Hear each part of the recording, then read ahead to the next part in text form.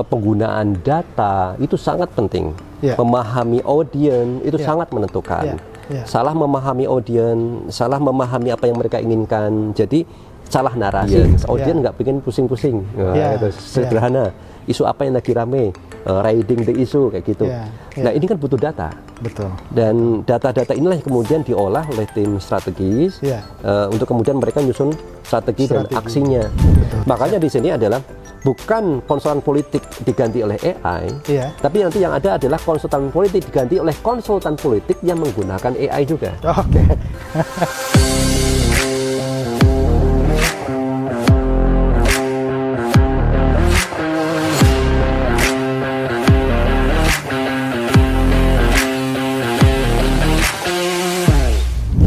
Hai Sobat Politician Academy, bertemu lagi dalam The Politician, podcastnya Politician Academy.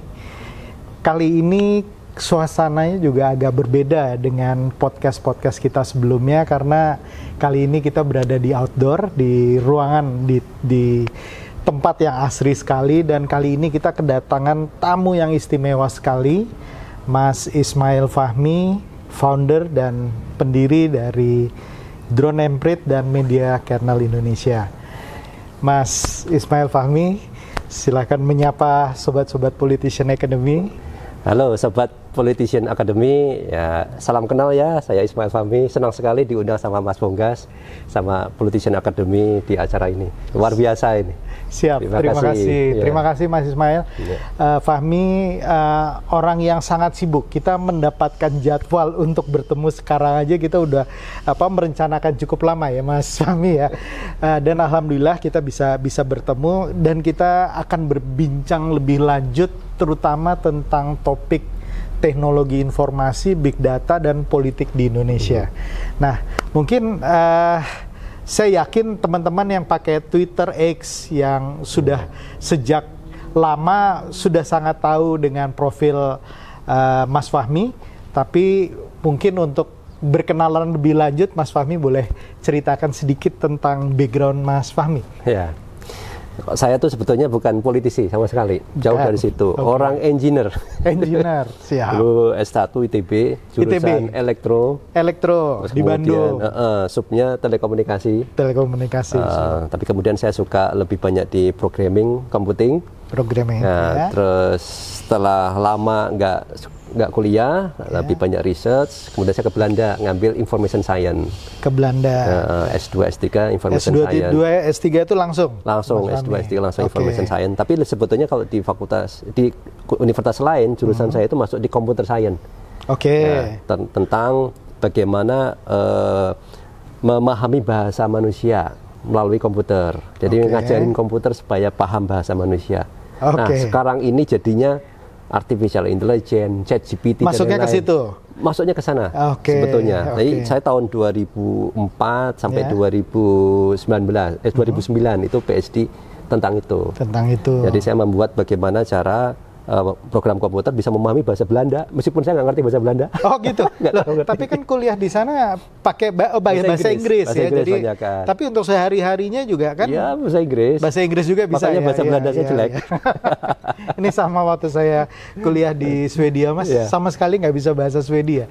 Jadi memang karena mereka udah sangat lancar berbahasa Inggris juga gitu ya, dan kuliahnya bahasa Inggris, kita juga nggak merasa perlu belajar. Sama, di Belanda juga lihat saya orang Indonesia yang langsung ngomong switch Inggris. Padahal cukup lama ya, 5 tahun. 10 tahun kan, PhD 4 sampai 5 tahun mungkin. Kemudian S2 2 tahun gitu ya. 1 tahun. Saya S2. 1 tahun setengah. Oh, setengah tahun 6 cuma. bulan. Wow. Luar biasa, ini cerdas sekali nih. Bisa sampai cuma 6 bulan. Biasanya master itu kan paling cepat, mungkin kalau di Eropa 1 tahun ya, paling nggak 2 semester, ada 2 semester. Jadi gitu. Waktu saya lulus ITB 97, habis itu saya bikin Knowledge Management Research Group. Jadi research untuk di dunia perpustakaan sebetulnya, membangun jaringan perpustakaan digital di Indonesia. Dapat funding, saya ajukan proposal ke Kanada, sehingga bisa 2 tahun membangun itu di Indonesia, dan hasilnya saya buat paper Mas. Masuk saya kira-kira ada 3-4 publikasi internasional. Jadi habis lulus itu. Tapi di bidang library, di bidang library itu. Tapi dari sisi teknologinya, IT-nya. Siap. Nah, sampai di Belanda, profesor saya itu dari Profesor Narbonne ya, John Narbonne itu dari Amerika. Itu lebih fleksibel. Sebetulnya kalau lihat publikasimu, kamu bisa langsung Sudah PhD. langsung, wah keren. Cuma keren. pengalaman saya, ada mahasiswa saya langsung PhD, udah 5 tahun nggak lulus. Kalau kayak gitu nantinya kan masih tetap S1. Betul. Ya udah, nggak apa-apa S2 dulu. S2 tapi cuma 6 bulan. Wah, luar biasa. Alhamdulillah.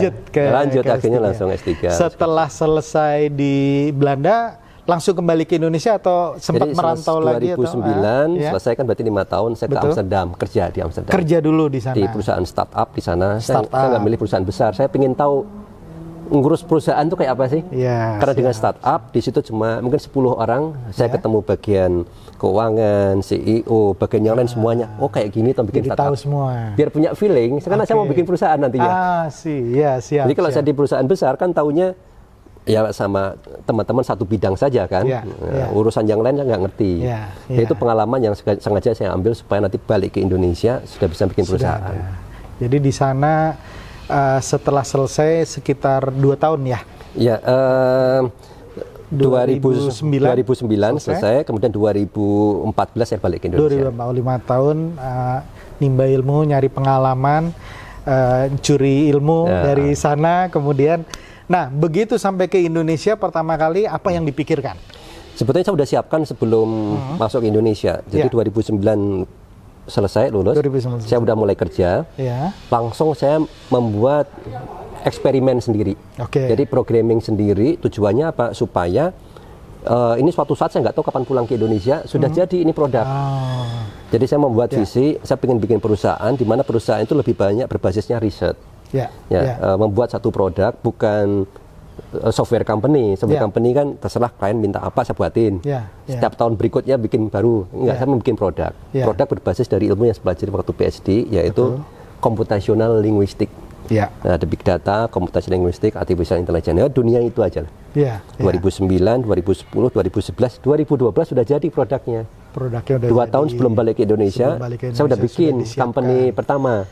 Itu partneran dengan di Belanda. Saya di Belanda, 2 partner saya di Indonesia. Dengan partnernya di Indonesia. Jadi balik ke Indonesia tahun 2014 saya udah punya klien yang paling gede itu, Pak SBY. Langsung kita masuk ke politik, saudara-saudara. 2014, begitu balik ke Indonesia langsung punya klien. Karena sudah dirintis duluan sudah dirintis duluan. Nah, namanya langsung muncul Drone Emprit. Belum, itu belum. Awesometric dulu. Awesome metric. Awesome metric. Keren. Ukurannya keren. Ukurannya keren. Awesome metric. Awalnya itu awesome metric. Tapi kerjasama itu hanya sampai 2016-an kalau nggak salah. 2016. Selesai tutup. 2014 sampai 2016. Tapi saya balik ke Indonesia sudah bikin perusahaan sendiri namanya Media Kernels. Jaga-jagalah perusahaan kedua saya sendirian. Nah, setelah itu selesai, saya kembangkan lagi di Media Kernel itu. Di Media Kernel. 2017, barulah 16 akhir, itu muncul nama Drone Emprit itu. Drone Emprit muncul 2016. Pertengahan ke akhir. Nah, gimana ceritanya bisa sampai Pak SBY jadi klien pertama dan terbesar pada waktu itu ya? Masih presiden loh ini. Masih kan di terakhir ya, di akhir-akhir. Dan saya ingat sekali waktu itu kalau nggak salah yang namanya Twitter ya, dan media sosial lainnya lagi merebak sekali gitu ya, lagi blooming. Jadi ceritanya sebetulnya waktu saya di Belanda itu udah bikin aplikasi saya itu saya bisa buat free untuk diakses. Saya crawling itu pemberi berita dan lain-lain, membuat program sendiri dari web, bisa tahu siapa bicara apa, isunya apa dari semua berita di Indonesia for free. Barengan, tapi kemudian dilihat kan ada teman saya Mas Tommy Satriotomo, kemudian dari Fortune PL Mbak almarhumah Indira Widin, gitu kan. Kayaknya ini bagus nih, kan berteman sebelumnya. 2012 baru dibikin perusahaan, dites. Nah, kebetulan mereka membantu Pak SBY, dites bisa nggak? Nah, disitulah saya mendapatkan pengalaman yang sangat berharga. Dari software yang pertama versi awal, crawling, itu dites langsung dapat permintaan kebutuhan mendampingi seorang presiden. fitur ini tambahin, fitur itu tambahin, dan seterusnya. Itu nervous nggak? Pertama kali kerja langsung kliennya Presiden Indonesia. Saya nggak nervous karena saya di Belanda. Oh, karena di Belanda. Oh, yang iya. nervous yang di yang sini. Di depan. Jadi tim marketing, tim analis yang di sini yang nervous dia. Mas, ada tambahan ini. Jadi itulah saya dapat hikmah dari kebutuhan itu. Akhirnya fitur-fitur dari DronePrint itu cukup besar, proven, tested dengan case yang langsung itu. Oke, siap. Nah, sekarang pertanyaannya lebih kepada orang tertarik dengan kata-kata drone emprit gitu kan, karena emprit saya tahu burung kecil yang di sawah-sawah yang di kalau di Jawa itu banyak itu ya kalau pas lagi musim panen atau apa. Nah, kemudian drone gitu digabungkan. Ini ilhamnya ini dari mana gitu ya, apa bertapa dulu gimana Mas? Jadi ceritanya perusahaan awal udah selesai, kemudian saya kembangin lagi di media kernel kan. Di media kernel juga sama lah, di pemerintahan, di bisnis sudah jalan tuh kita punya klien. Tapi kita ingat tahun 2016 itu sudah mulai itu ada pro dan kontra, kan habis 2014 Pilpres, polarisasi di Twitter meningkat pesat. Terutama Pilkada Jakarta. Menjelang Pilkada Jakarta. Banyak ibu-ibu masuk ke Twitter, diajak, dilatih.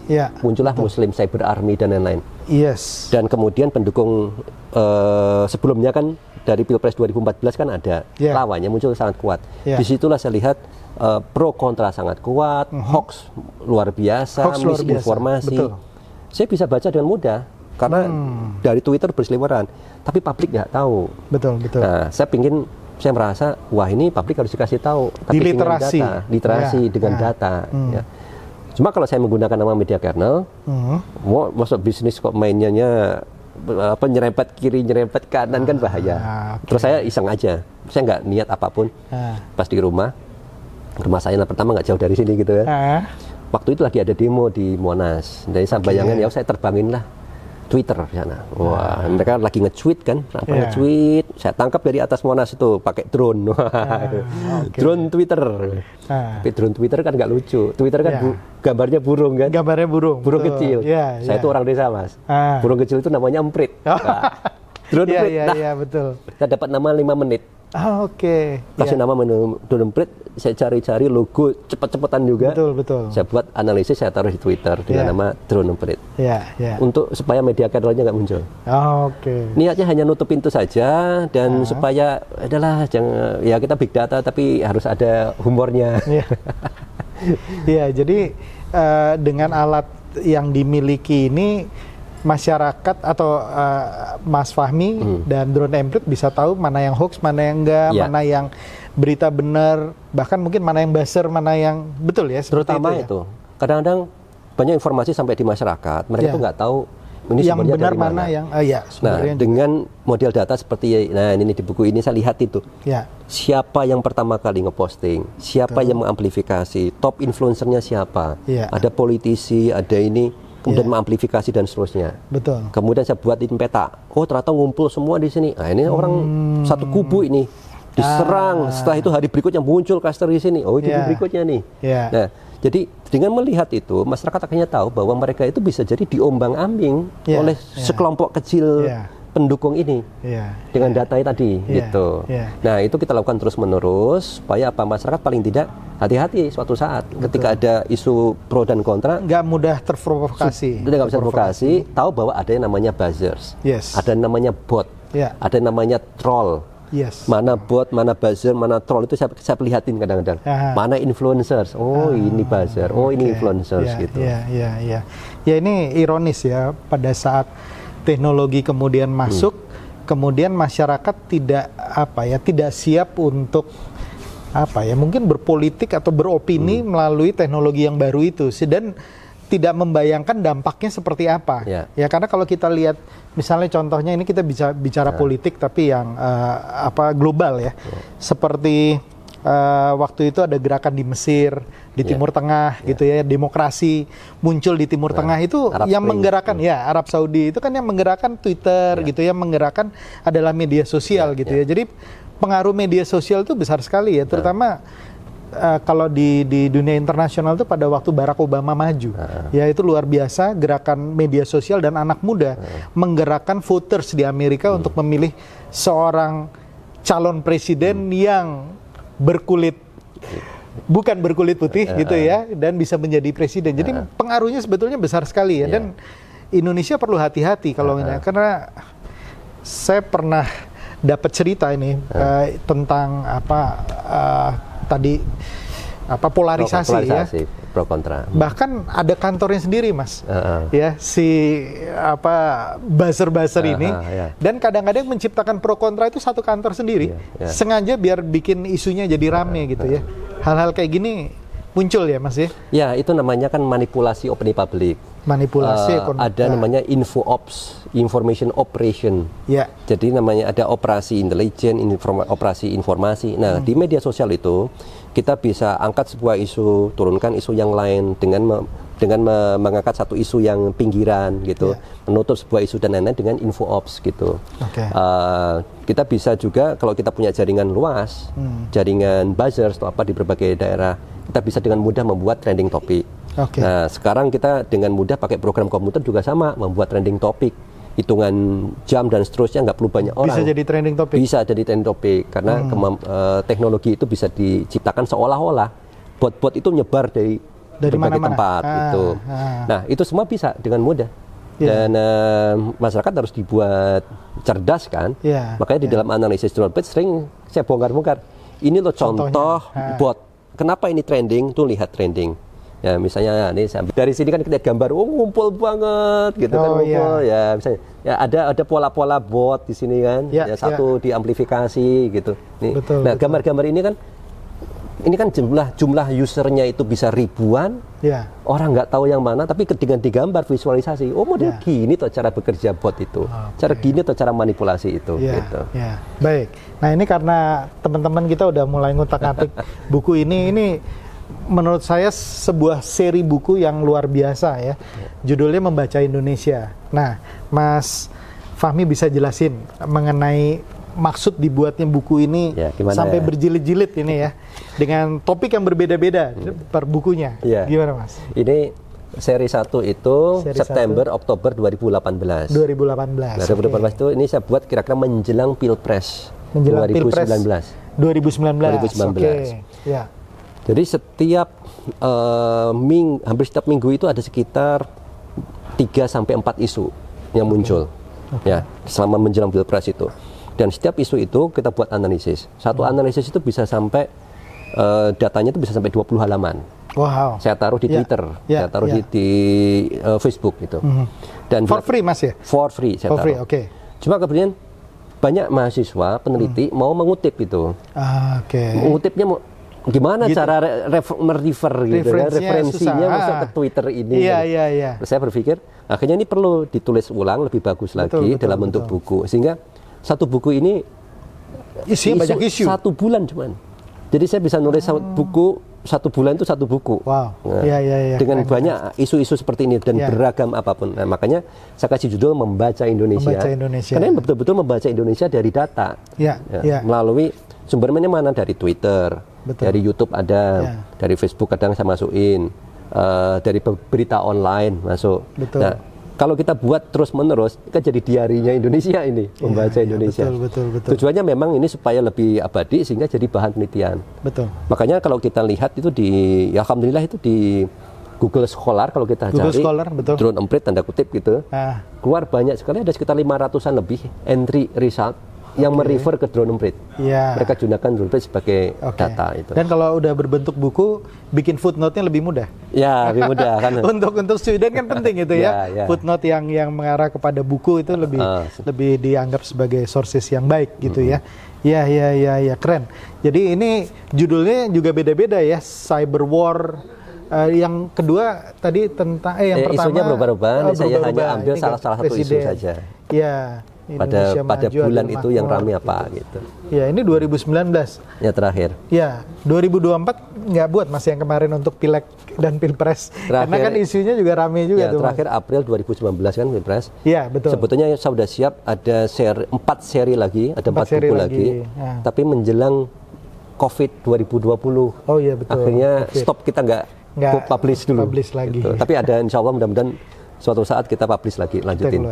Sama yang Pilpres kemarin. Ya, yang Pilpres kemarin juga saya pikir itu bagus untuk referensi karena banyak orang yang bilang banyak hal-hal khusus yang terjadi Indonesia banget gitu yang terjadi di 2024 dan banyak analis dari luar juga pengen tahu apa yang terjadi gitu ya. Kenapa bisa jadi seperti ini, kenapa begitu gitu. Itu saya pikir menarik dan selalu hal yang menarik dari saya membaca baik tweetnya Mas Fahmi maupun buku-bukunya ini adalah semuanya based on data, big data, dan kami sebagai konsultan politik itu mengedepankan pentingnya data dalam kita membaca strategi. Ya kalau kita berbicara politik ini it's all about strategi, Mas. Ya jadi cara kita bertahan, cara kita menghadapi sesuatu, cara kita untuk mendapatkan kekuasaan dan lain-lain gitu. Dan strategi yang terbaik adalah strategi yang bersumber dari data. Sepakat, Mas? Sampai di situ ya, sepakat sekali ya. Nah, ini sekarang kita masuk lagi berkaitan dengan bagaimana informasi big data dan bagaimana politisi bertindak atau berlaku. Nah, menurut Mas Fahmi bagaimana melihat kecenderungan yang ada sekarang? Kalau kita lihat dari Pilpres yang kemarin ada yang menarik ya. Memang faktor katakan uang itu besar sekali. Tapi juga politik uang itu luar biasa sehingga kadang-kadang susah gimana kita bisa lepas dari situ. Tetapi kalau kita lihat yang dari Pilpresnya, yang Pilpres ya kan ada dari 3 kan 01, 02, 03 itu. Betul. Ternyata bukan hanya itu, penggunaan data itu sangat penting. Memahami audiens itu sangat menentukan. Salah memahami audiens, salah memahami apa yang mereka inginkan, jadi salah narasi dan nggak kebeli. Dan itu terbaca banget bagaimana 01, 02, 03 punya masing-masing strategi tadi. Gitu. Jadi bukan sekedar, saya kira nih kalau saya lihat dari data-data, saya bandingkan itu di Twitter, di TikTok ya waktu itu, kemudian juga di Instagram dan ada juga di Snack video itu jomplang banget. Katakan 02 itu menjuarai terutama di platform yang followernya besar sekali, usernya sangat besar. TikTok, Instagram, snack video kayak gitu. Betul. Nah, ternyata itu kan berimpact juga ke hasil. Jadi hasil itu mempengaruhi user generated content ya, bagaimana orang-orang dengan suka rela ngikut, nggak perlu dibayar juga ada gitu kan, politik uang ada, tapi kan nggak bisa ke 100%. Tapi bagaimana secara masif memahami audiens nggak bikin pusing-pusing, itu sederhana. Isu apa yang lagi rame, riding the issue kayak gitu. Nah ini kan butuh data. Dan data-data inilah yang kemudian diolah oleh tim strategis untuk kemudian mereka nyusun strategi dan aksinya. Betul. Tanpa data ini kan bisa jadi pakai persepsi saja. Nah kalau pakai persepsi jatuhnya ya nggak pas, hitungannya nggak pas juga. Bisa dasarnya feeling, pengalaman masa lalu gitu, kira-kira gitu ya. Jadi nggak fix. Tapi sebetulnya kan kalau kita lihat data, katakanlah ketiga-tiganya kemarin mendapatkan data yang sama. Kan selanjutnya data tersebut kan data mentah. Data sesuatu yang harus diinterpretasikan, dikonversikan menjadi sebuah strategi. Nah, disinilah pentingnya para strategis. Disinilah pentingnya mungkin kalau boleh dibilang konsultan politik gitu ya. Disinilah tim sesnya berusaha meramu data yang diterima itu dan kemudian bagaimana mau ditampilkan dalam konteks strategi. Betul. Nah, yang kita baru lewat Pileg kemarin, kita baru lewat Pilpres. Nah, yang ke depan ini ada pilkada nih, Mas. Pilkada ini kurang lebih ada 545 ya, ada 38 provinsi dan 517 mungkin sekitar kabupaten kota di seluruh Indonesia. Ini rame sekali 27 November ini. Nah, Mas Fahmi melihat bahwa apa yang dimiliki oleh drone emprit dan big datanya bisa bermanfaat nggak untuk para calon-calon kepala daerah ini? Gimana, Mas? Jadi sebetulnya ini ya, tool seperti drone emprit dan yang lain-lain, ketika kita bisa melihat, anggap aja mungkin 5W1H gitu ya. 5W1H, oke. Siapa nih audiens kita? Audiens kita ini mungkin dari kalangan demografinya anak-anak muda. Nah, di suatu daerah anak-anak muda ini pikirannya apa sekarang? Ada yang pusing soal pekerjaan, ada yang pusing soal mungkin pendidikan, ada yang pusing soal jalan, ada yang protes. Nah, ini semua kan narasi-narasi yang bisa muncul dalam keseharian mereka. Betul. Mereka keluh kesahkan di media sosial, mereka proteskan di media sosial dan sebagainya. Nah, ini sebetulnya tanpa survei kita bisa secara real time, lebih cepat, lebih akurat juga untuk bisa memahami apa yang ada di pikiran. Betul, betul. Nah, ini kan bisa diambil nih. Jadi siapa mereka, apa narasinya. Nah, kemudian si calon itu kan punya program pastinya dan mau menyasar ke sana. Betul. Si calon pemilih ini sukanya yang kayak apa? Di masing-masing daerah bisa beda dengan maunya mereka juga. Di suatu daerah yang sangat religius misalnya, pasti berbeda dengan daerah yang lain yang mungkin nggak terlalu religius, seperti lebih ke wisata atau lebih apa misalnya gitu. Nah, ini kan berbeda-beda nih. Betul. Nah, kemudian si calon ini lebih banyak ketika posting dan lain-lain itu dikomentarin seperti apa, berbicara tentang apa dan komentarnya seperti apa. Dan itu kan kelihatan gapnya. Nah, dari gap inilah kemudian dia bisa menyusun strategi untuk menyocokin apa yang disukain dan dimauin sama si calon pemilih ini. Betul. Jadi nggak bisa memaksa, ini loh gue terserah ngikut aku kayak gitu kan, mau nggak mau ikut saya ya yang dia akan pilih sesuai yang cocok dengan keinginannya si pemilih gitu. Nah, memahami gap, memahami audience, memahami isu-isu yang muncul itu sangat penting. Jadi, dan kan ada masa kampanye ada masa kampanye. Masa kampanye inilah yang kemudian dipakai untuk ke sana.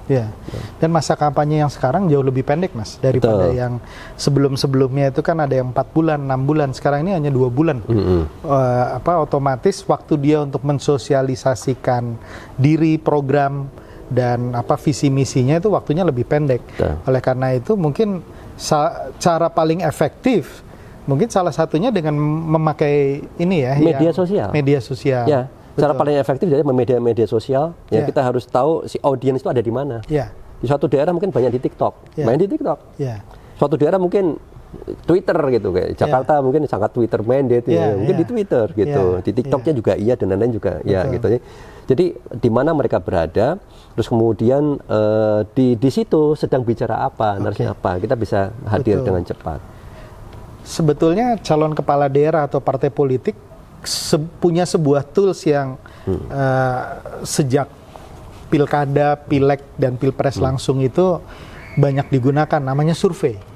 Jadi lembaga-lembaga survei kan menjamur nih sekarang karena order banyak sekali. Nah, survei aja nggak cukup berarti ya?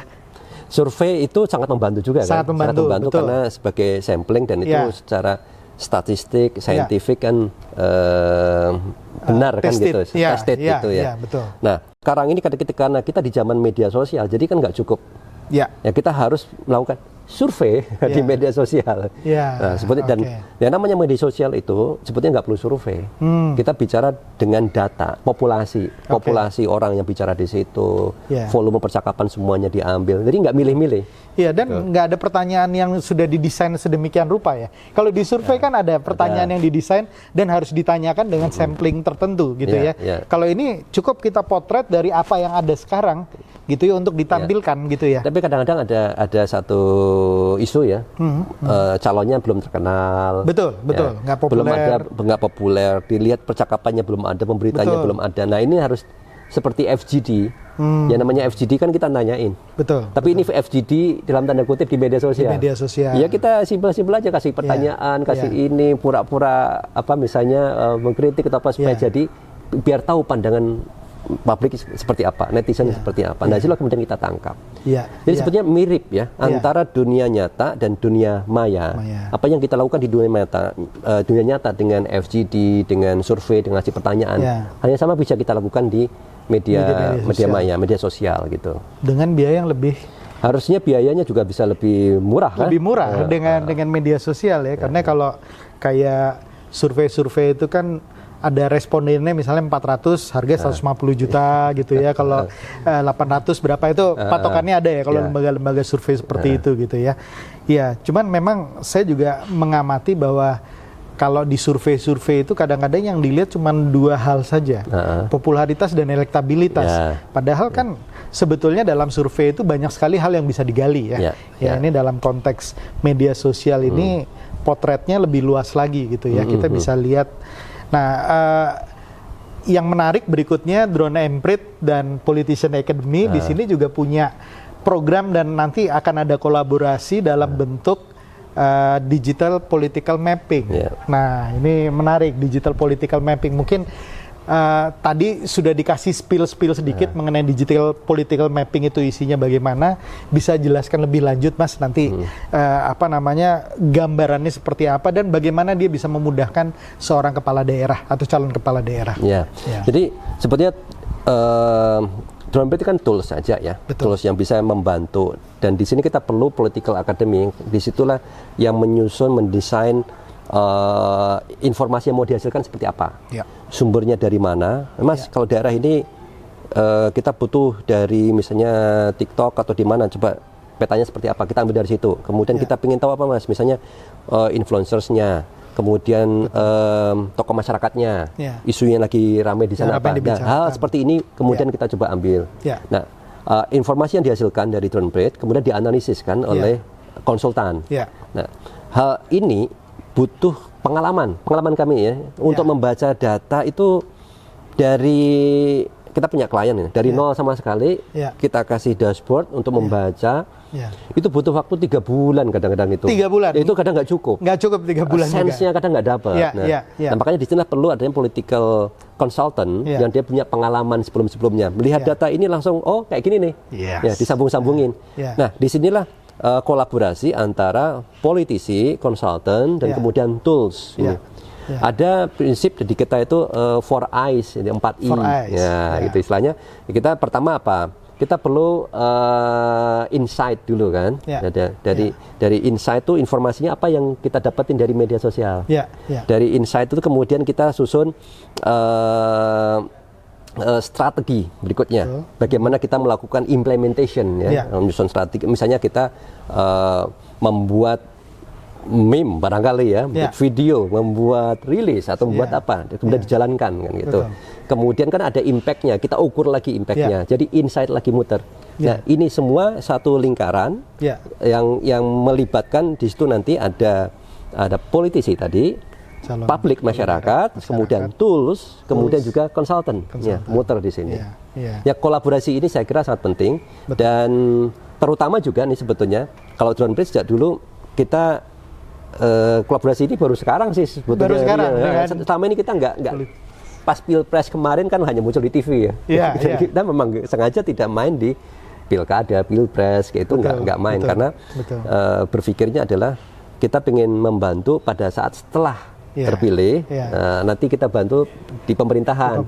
Selama 5 tahun itu masyarakat kan punya aspirasi dan lain-lain, pemerintah perlu. Ya kita ada beberapa contoh di sana, tapi fokus di sana. Nah ini eksperimen yang menarik buat kami juga ini. Betul. Dan disinilah mungkin kami memiliki kesamaan visi gitu ya. Yang pasti kita ingin Indonesia jadi lebih baik, politik Indonesia menjadi lebih baik, dan politik Indonesia jadi lebih baik kalau politisinya dalam menjalankan strategi itu memanfaatkan data yang baik, data yang tepat gitu ya. Nah itu yang pertama, dan kedua juga bahwa yang namanya konsultan politik itu bekerja nggak hanya pas pada saat pemenangan saja, ya karena yang namanya politisi membuat keputusan politik, kemudian merencanakan sesuatu butuh masukan-masukan juga yang objektif. Nah ini yang mungkin bisa diisi oleh konsultan politik, dan juga di sini dengan data-data yang selalu disuplai oleh tools yang canggih yang dimiliki oleh Drone Emprit. Nah di sini kita punya kesamaan titik sehingga kemudian kita berkolaborasi. Nah sebetulnya mungkin kalau kita lihat banyak konsultan politik di luar sana yang sudah bekerja dengan cara mereka masing-masing, dan kami di sini di Politician Academy tertarik dan sangat berterima kasih Drone Emprit mau berkolaborasi dengan kami gitu ya, karena ya sekali lagi kita ingin mereka yang bertarung itu nggak bertarung sesuatu yang sia-sia, sesuatu yang istilahnya buang-buang dana, buang-buang uang, hasilnya nggak jelas gitu loh. Kita ingin supaya mereka betul-betul bertarung dengan cara dan strategi yang tepat berdasarkan data yang baik. Nah, ini terima kasih sekali insight-nya.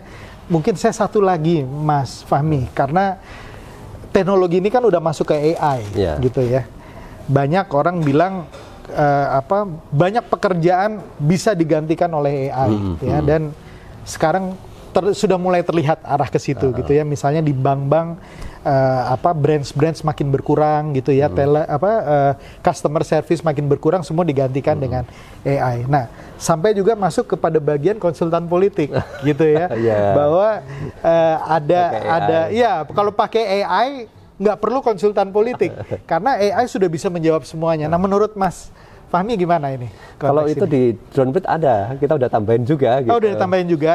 Jadi untuk membantu mempercepat, misalnya ini kita punya pemberitaan ada 1000 sehari ini. Betul. Mau baca satu-satu. Betul. Kasihin AI membuat summary. Cari isu-isunya apa, selesai dia dapat tuh. Dia dapat. Terus kemudian rekomendasi menurut ini. Tapi itu kan berdasarkan training data.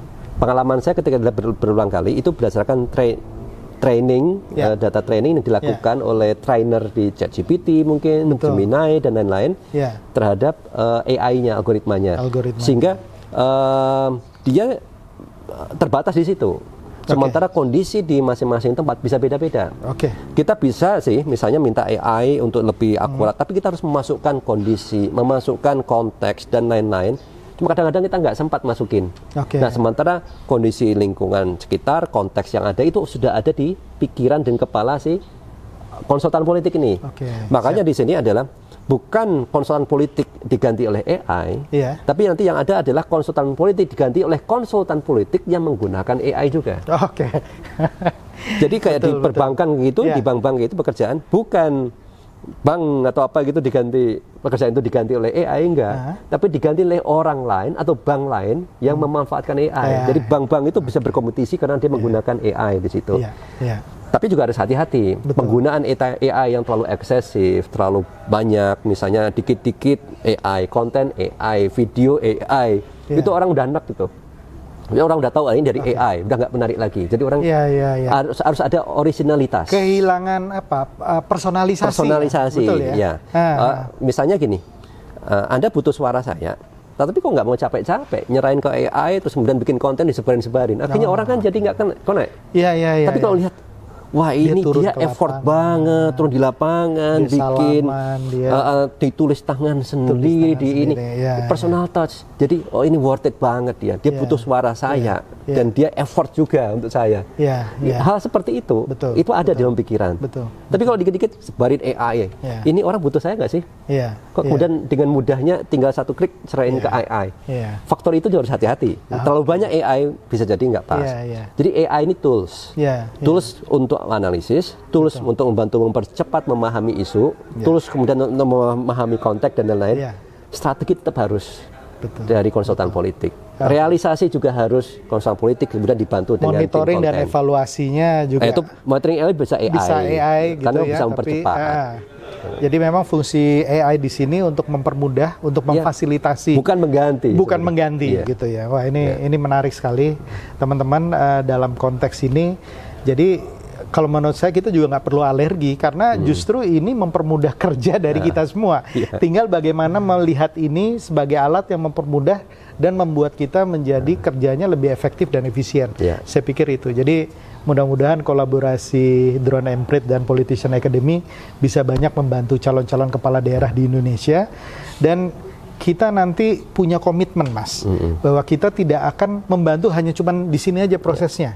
Karena nanti pada waktu teman-teman calon kepala daerah sudah menjadi kepala daerah, teman-teman kan perlu membuat program-program yang dijanjikan itu berjalan dan kemudian diterima dengan positif oleh masyarakat. Nah, hal-hal seperti ini kan nanti bisa berjalan terus-menerus gitu ya. Ya itu sebenarnya sesuai dengan visi kami di awal, makanya kita nggak pas pilpres itu kan juga nggak ikutan gitu, karena memang sebetulnya lebih pingin membantu menjadi telinga masyarakat. DroneMPrit itu dipakai di pemerintahan juga ada lembaga pemerintah. Ketika saya pikir-pikir ini fungsinya apa sih? Ternyata banyak sekali percakapan publik masyarakat itu di media sosial. Itu kalau kita bisa collect dengan data yang lengkap, analisisnya tepat, disampaikan apa adanya secara objektif kepada pemerintah, ini kan jadi telinga. Betul. Masyarakat protes, kesel, sampai apa adanya di meja pengambil keputusan itu. Nah, perkara nanti mau diambil atau tidak itu kan urusan bisa jadi konsultan, kebijakan kepala daerahnya dan lain-lain. Tapi setidaknya suara itu sampai dulu. Bukan kemudian udah rame di media sosial dilewatin begitu saja. Gitu, nah, betul. Makanya di sini kami sangat tertarik kerjasama dengan Politician Academy karena ada selain di pilkada ini lebih penting lagi adalah pascanya kita bisa membantu publik. Ada istilahnya demokrasi 4.0 kan? Betul. Demokrasi 4.0 itu istilahnya demokrasi di mana media sosial itu menjadi city hall-nya, Mas. Sosial media as a city hall. Masyarakat itu ngumpul semua di city hall. Mereka udah bicara ngomong apa saja di situ. Kita bisa lempar sebuah isu sebagai pemantik diskusi. Masyarakat ngomong, dapat idenya, kita kemudian analisis itu. Jadi city hall kan seperti itu, tempat hearing ya, tempat mendengarkan, tempat menyampaikan program dan lain-lain. Dan pemimpin yang berhasil adalah pemimpin yang mau mendengarkan masyarakatnya dan bisa menjawab kebutuhan-kebutuhan permasalahan di masyarakat gitu ya, jika mau-maunya sendiri kan.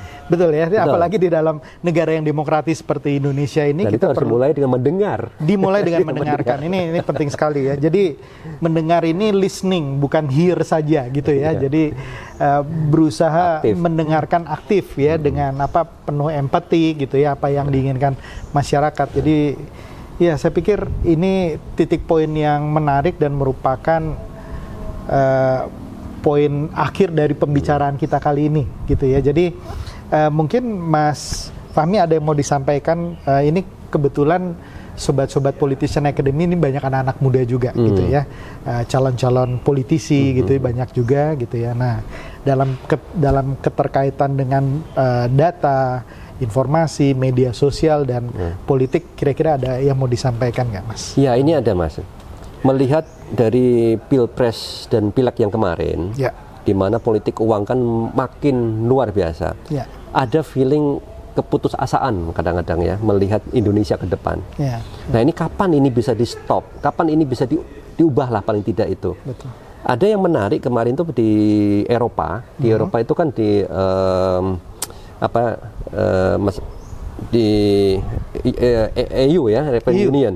Jadi ada satu yang kepilih mewakili dan itu karena dia itu influencers dan dapat dukungan dari media sosial. Dan ini anak muda. Ya.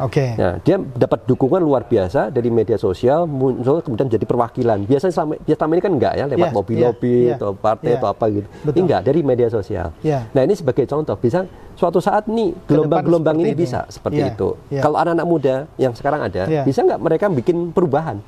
Mencoba menggunakan media sosial, mencoba menggunakan tapi bukan media sosial saja, karena media sosial dan media offline itu seperti cermin, dua-duanya harus dijalankan. Tapi dengan efektif menggunakan media sosial misalnya untuk benar-benar ke publik. Ide dan narasi-narasi yang baik gitu ya. Benar-benar arahnya kan ke publik, membantu masyarakat, membela masyarakat kepentingan mereka. Harapannya kan bisa mengurangi politik uang kan. Kalau kita bisa dengan sangat efektif, cerdas memanfaatkan data di media sosial, menyusun strategi sehingga masyarakat bisa memilih ngevote tanpa harus banyak tanpa harus serangan fajar seperti itu ya. Baik, ini terima kasih sekali, sebuah optimisme yang saya yakin kita harus terus jaga ini, Mas, gitu ya. Karena kalau udah anak mudanya pesimis, nanti siapa lagi akan megang Indonesia gitu ya. Jadi kita yang di usia yang lebih senior daripada anak-anak muda tentu akan selalu mendukung ini, mendukung politisi-politisi muda, orang-orang baik untuk masuk ke politik dengan cara yang baik juga gitu ya. Baik, terima kasih Mas Fahmi, ini luar biasa. Sama-sama, Mas Bonggas. Kami sudah diberikan kesempatan dan teman-teman, saya pikir apa yang kita diskusikan bisa menjadi sebuah renungan yang baik untuk teman-teman mengenai bagaimana manfaat big data, bagaimana keterkaitan dengan politik, dan bagaimana kemudian anak-anak muda bisa memanfaatkan ini. Sekian, semoga bermanfaat dan salam kebangsaan.